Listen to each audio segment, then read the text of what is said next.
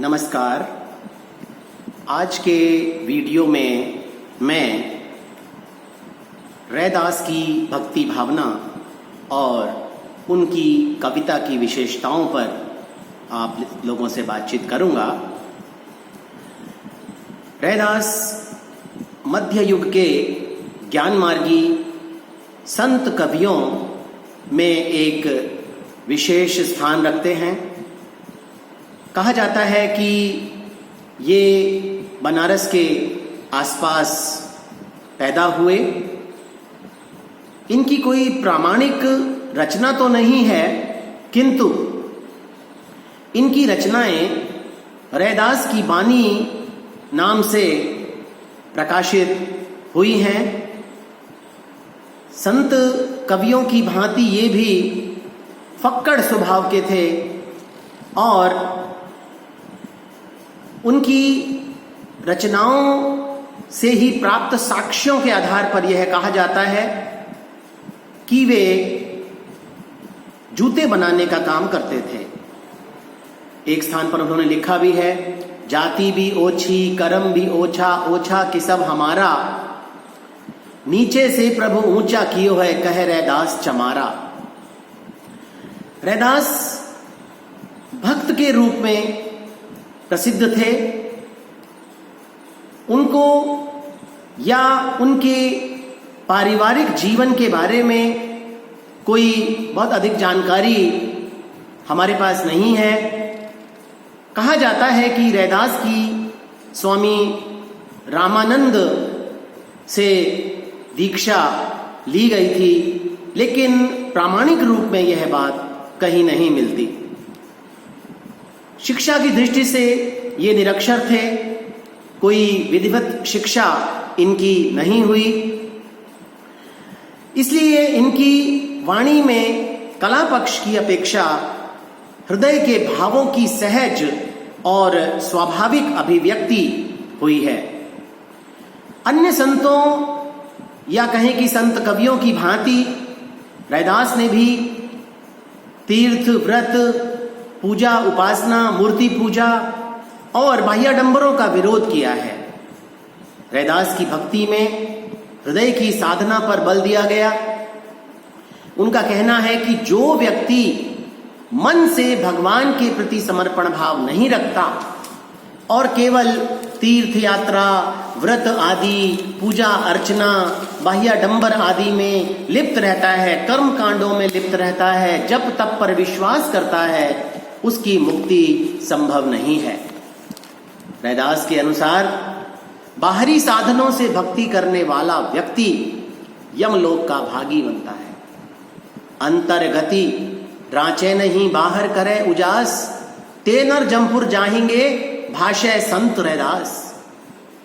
वे कर्मकांड को तनिक भी महत्व नहीं देते, प्रभु के नाम स्मरण को अपनी भक्ति में महत्व देते हैं। उनका मानना है कि मन, वचन और कर्म से सच्चा नाम स्मरण ही मनुष्य को ईश्वर के मार्ग की पहचान करा सकता है और वही व्यक्ति ईश्वर के चरणों में मन लगा सकता है। उनका कहना है, थोथो जनी पछौरो रे कोई, सोई रे पछौरो जामे निज किन कोई, थोथी काया थोथी माया, थोथा हरि बिन जन्म गवाया, थोथा पंडित थोथी बानी, थोथी हरि बिन सबे कहानी, थोथा मंदिर भोग बिलासा, थोथी आन देव की आशा। रैदास वेदों, पुराणों और स्मृतियों के सहारे ईश्वर को प्राप्त करने का विरोध करते हैं। वे कहते हैं कि प्रभु का नाम ही है जो मानव को, इंसान को भवसागर पार करा सकता है। रैदास ने सुविधा के लिए ब्रह्म का नाम राम मान लिया है और जिस तरह कोई लोहा पारस पत्थर के स्पर्श मात्र से सोना बन जाता है, उसी प्रकार उनका मानना है कि भगवान के नाम स्मरण मात्र से व्यक्ति ईश्वरीय स्वरूप प्राप्त कर सकता है। रैदास जी ने गुरु के महत्व को स्वीकार किया अपनी भक्ति में। अन्य संत कवियों का उन्होंने इस रूप से अनुसरण किया। गुरु ही भक्त का पथ प्रदर्शन करता है और सतगुरु ही ज्ञान और विवेक का दीपक जलाकर ईश्वर की प्राप्ति में सहायक बनता है। उन्होंने कहा कि सच्चा साधु ही गुरु हो सकता है। ये क्योंकि निर्गुण धारा के संत कवि हैं, इसलिए इनके पदों में व्यक्त विचारधारा ज्ञान मार्गी संत परंपरा के अनुकूल है। उनकी दृष्टि में ईश्वर सर्वव्यापक है, अंतर्यामी है। प्रसन्न होकर वह दीनों का, दलितों का उद्धार करता है। इसीलिए रैदास का कहना है कि भक्ति में तल्लीनता का भाव होना चाहिए, समर्पण का भाव होना चाहिए, आत्मनिवेदन का भाव होना चाहिए और आत्मानुभूति का भाव होना चाहिए। वे कहते हैं, अविगत नाथ निरंजन देवा, मैं क्या जानूं तुम्हारी सेवा। बांधु न बंधन छेऊ न छाया, तुम्हें सेऊ निरंजन राया। शिव सनकादिक अंत न पाया, ब्रह्मा खोजत जन्म गवाया। तोड़ू न पाती पूजू न देवा, सहज समाधि करूं हरि सेवा। आत्मनिवेदन के साथ साथ दैन्य भाव की भक्ति की बात भी वे करते हैं। अपने आप को संसार का सबसे निकृष्ट जीव बताते हैं। अपने आप को सांसारिक विषय वासनाओं में जकड़ा हुआ मानते हैं और इसीलिए कहते हैं कि मैं तुम्हारा स्मरण कैसे करूं। कि विधि अब सुमिरो रे अति दुर्लभ दीन दयाल, मैं महाविषयी अति आतुर कामना का जाल। कहा बाहर डिंब किए हरि कनक कसौटी हार, बाहर भीतर साखी तू मैं कियो ससी अंधियार। वे सत्संगति की बात भी करते हैं, जैसा कि अन्य संत कवियों ने किया है। उनका मानना है, सतगुण सती त्रेता जग द्वापर पूजा चार, तीनों जुग तीनों हटे कलि केवल नाम आधार।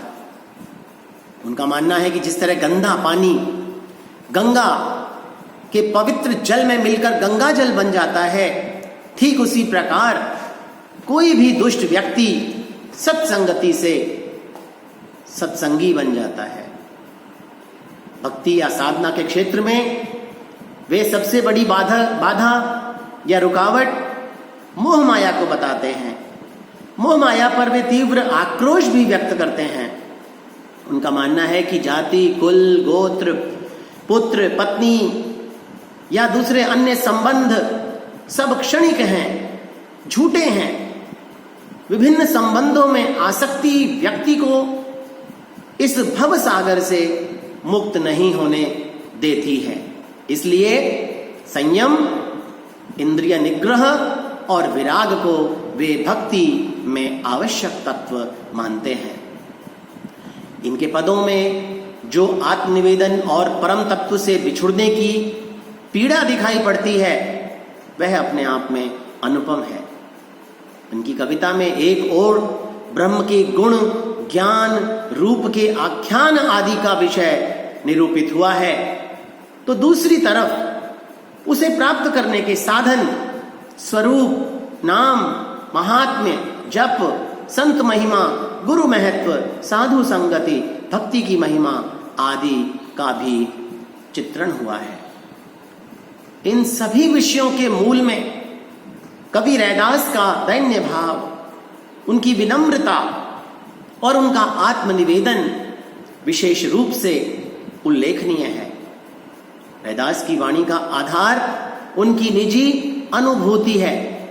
इसलिए भावोद्रेक में बहकर रैदास जब अपने निजी अनुभवों को अभिव्यक्त करते हैं तो उनकी भाषा एकदम सरल, सरस, सहज, सपाट और स्पष्ट होती दिखाई पड़ती है।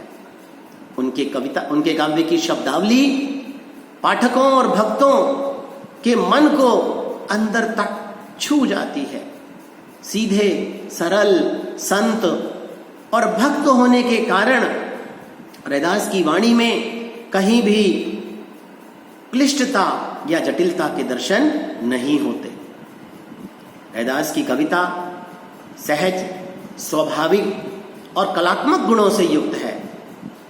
उनके काव्य में अनायास ही अलंकारों का प्रयोग उनके काव्य सौंदर्य को बढ़ा देता है। जो उनका सबसे प्रसिद्ध पद है, अब कैसे छूटे राम नाम रट लागी, प्रभु जी तुम चंदन हम पानी, जाकी अंग अंग बास समानी, प्रभु जी तुम घन बन हम मोरा, जैसे चितवत चंद चकोरा, प्रभु जी तुम दीपक हम बाती, जाकी ज्योति बरै दिन राती, प्रभु जी तुम मोती हम धागा, जैसे सोने मिलत सुहागा। इसमें रूपक और उपमा जैसे अलंकारों का सहज प्रयोग स्वयमेव दृष्टिगत होता है। रैदास की कल्पना शक्ति अलौकिक क्षेत्र की तुलना में लौकिक क्षेत्र में अद्भुत रूप से सफलता प्राप्त करती हुई दिखाई पड़ती है। उनके दार्शनिक रहस्यों के प्रतिपादन में प्रतीकों के माध्यम से वे सुंदर व्यंग प्रस्तुत करते हैं।